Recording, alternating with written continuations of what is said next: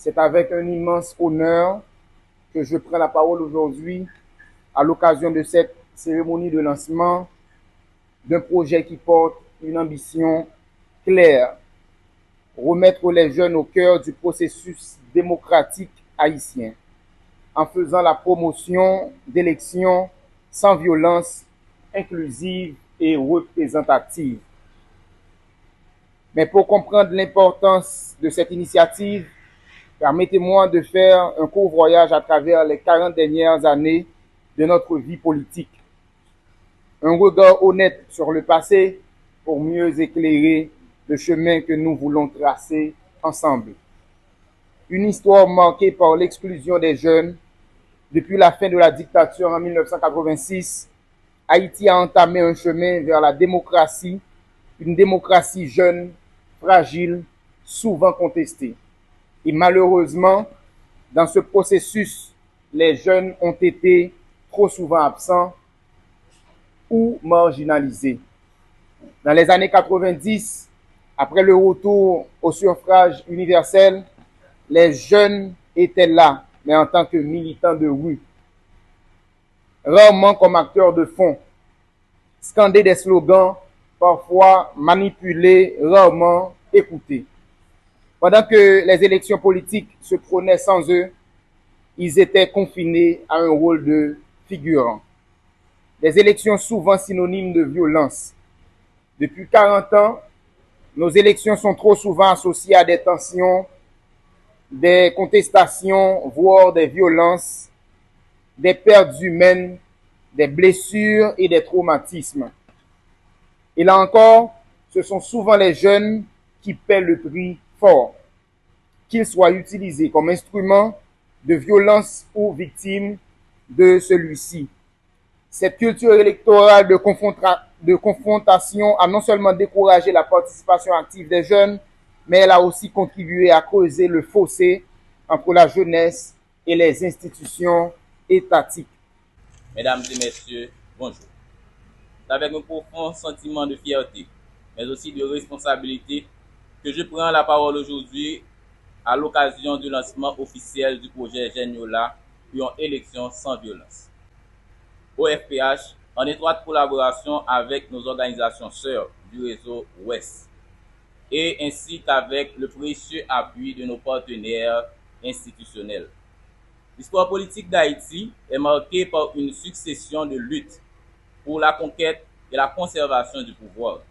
Depuis notre indépendance en 1804, nous avons connu des périodes d'instabilité, des transitions démocratiques fragiles et de multiples crises institutionnelles.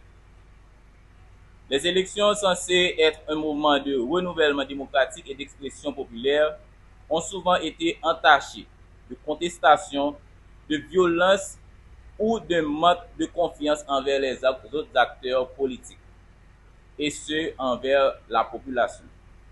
Pourtant, à travers les époques, le peuple haïtien a toujours exprimé sa volonté de participer à la vie démocratique, avec l'espoir un jour de voir émerger un État plus juste, plus fort et véritablement au service du bien commun. Aujourd'hui, notre pays traverse une phase particulièrement critique de son histoire. L'absence prolongée d'élections, la vacance institutionnelle, la montée des groupes armés et la méfiance généralisée envers les institutions publiques ont profondément ébranlé le tissu social et politique. Face à cette situation, la population et notamment la jeunesse exprime un désir ardent de stabilité, de justice et de participation citoyenne au sein de la société. Le rétablissement d'un cadre électoral crédible, transparent et inclusif est donc devenu une priorité nationale, un impératif moral et politique pour restaurer la légitimité de l'État et redonner à notre peuple son élan. Organiser des élections au niveau sans violence, c'est restaurer la confiance du peuple au sein de ces institutions et dans le processus électoral qui est démocratique. La violence électorale n'est pas seulement une menace. Elle est une menace pour la sécurité, mais aussi elle mine la crédibilité des résultats, la fragilisation et la cohésion sociale et alimente la méfiance au sein de la société. Promouvoir des élections paisibles, c'est choisir le dialogue plutôt que la division. C'est choisir la tolérance plutôt que la peur. C'est choisir le respect du choix populaire plutôt que la contrainte.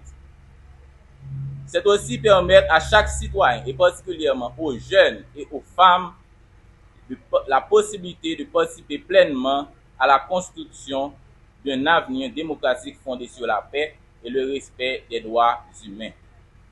À travers le projet Geniola pour une élection et Jeunes Talents pour une élection sans violence, nous voulons donner la parole à la jeunesse et créer un espace d'expression citoyenne et artistique. Nous savons personnellement que notre pays est doué d'un pouvoir artistique énorme. Notre ambition est de favoriser une culture de paix, de tolérance et de participation responsable, surtout à l'approche d'un prochain cycle électoral. Ce projet n'est pas un simple slogan. Il est aussi un appel à la conscience, une plateforme d'expression et un engagement collectif pour bâtir un Haïti où les élections ne sont plus synonymes de peur, ne sont plus synonymes de méfiance, mais d'espoir, de dialogue et de renouveau. Dans les prochaines semaines, avec l'appui de nos partenaires et organisations sœurs, nous mènerons une série d'activités qui mettront en valeur 1. La formation civique et citoyenne des jeunes. Un concours de talent, majoritairement de poésie, permettant aux participants d'exprimer à travers l'art et la poésie leur vision de processus électoral et sensibiliser les autres.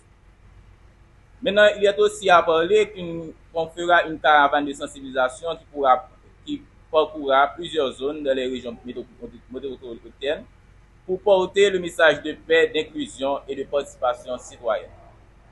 Ces actions visent à rappeler la démocratie a besoin de voix, pas d'armes, de talent et non de violence.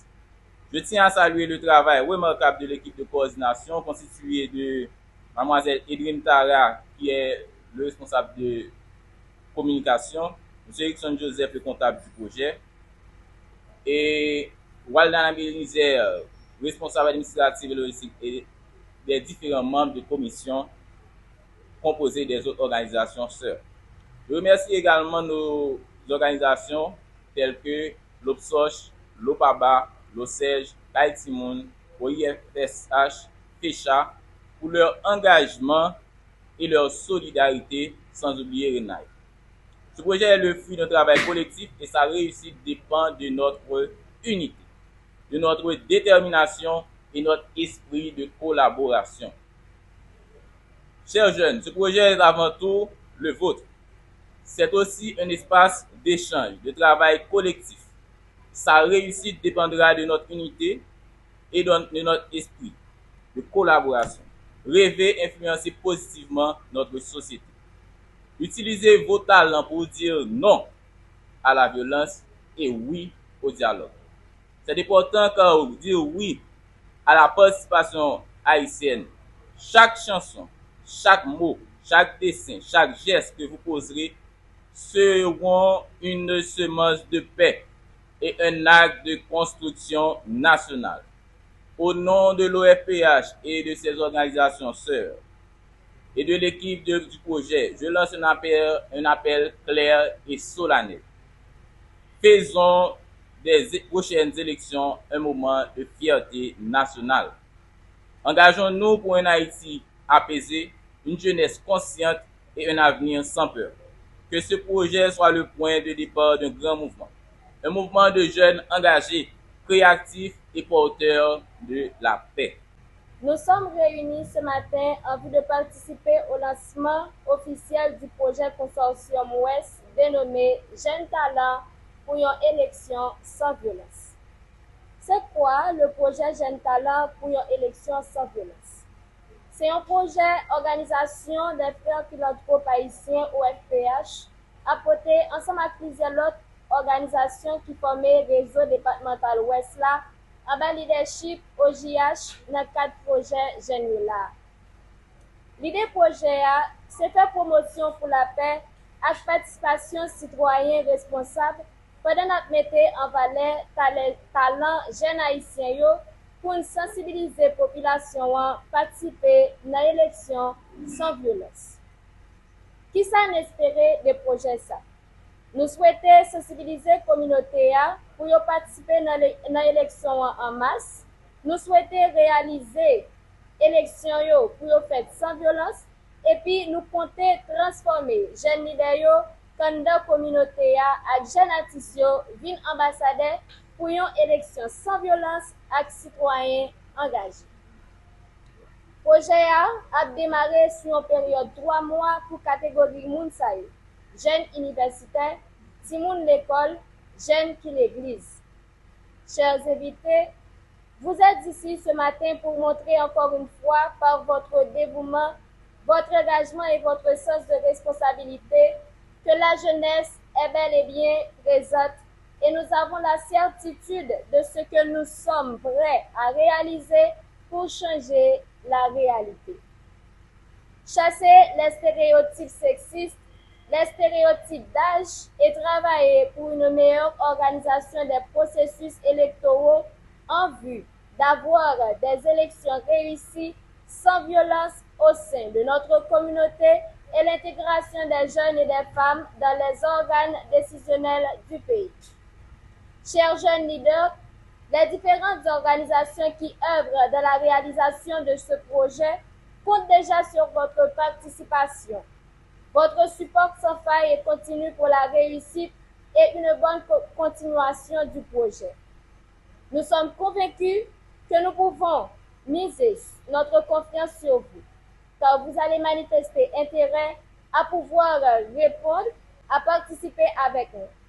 Ce sera un privilège de collaborer et d'expérimenter une fois de plus auprès de vous afin de pouvoir répondre aux différentes exigences et responsabilités du projet. Une jeunesse mobilisée est dangereuse.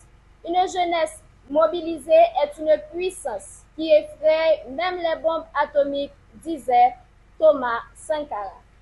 Alors, soyons mobilisés, soyons forts et puissants et harmonisons-nous en additionnant notre savoir-être et notre savoir-faire pour atteindre chaque objectif dans l'avancement du dit projet pour gagner chaque lutte qu'il nous faudrait mener autour de nos idéologies et de nos plans.